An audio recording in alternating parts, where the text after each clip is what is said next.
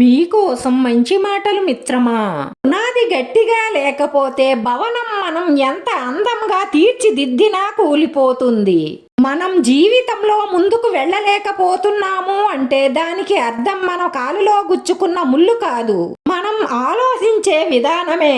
మనం కష్టాల్లో ఉన్నప్పుడు చుట్టాలు స్నేహితుల మనస్తత్వాలు, అలాగే పేదరికంలో ఉన్నప్పుడు బంధువుల యొక్క మనస్తత్వాలు బయటపడతాయి.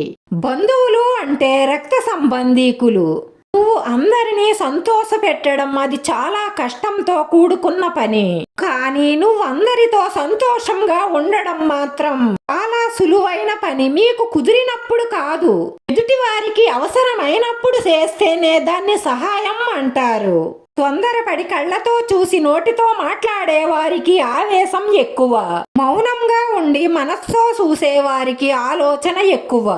సహాయం చేసే గుణం ఉన్నవాడు చాకులు వెతకడు, ఏదో ఒక విధంగా సహాయం చేస్తాడు.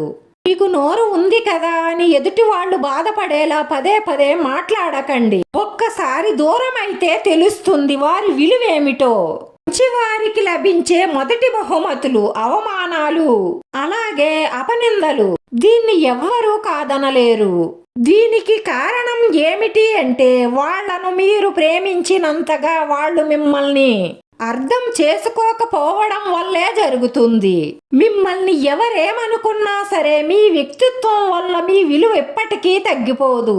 అలాంటి వాటిని పట్టించుకోకండి, అలాగే చింతించకండి. అందమైన వారు అడుగడుగునా ఉంటారు, కానీ మిమ్మల్ని అర్థం చేసుకునేవారు అరుదుగా ఉంటారు. కత్తిని మనం ఎంత ప్రేమగా పట్టుకున్నా కానీ దానికి రక్తం సిందించడమే తెలుసు. అలాగే కొన్ని బంధాలు కూడా వారికి ఎదుటి వారిని బాధ పెట్టడం మాత్రమే తెలుసు. జీవితం మీకు విజయాలను ఇవ్వదు, కేవలం అవకాశాలను మాత్రమే ఇస్తుంది. ఆ అవకాశాలను విజయాలుగా మార్చుకునే శక్తి మీ చేతుల్లోనే ఉంటుంది.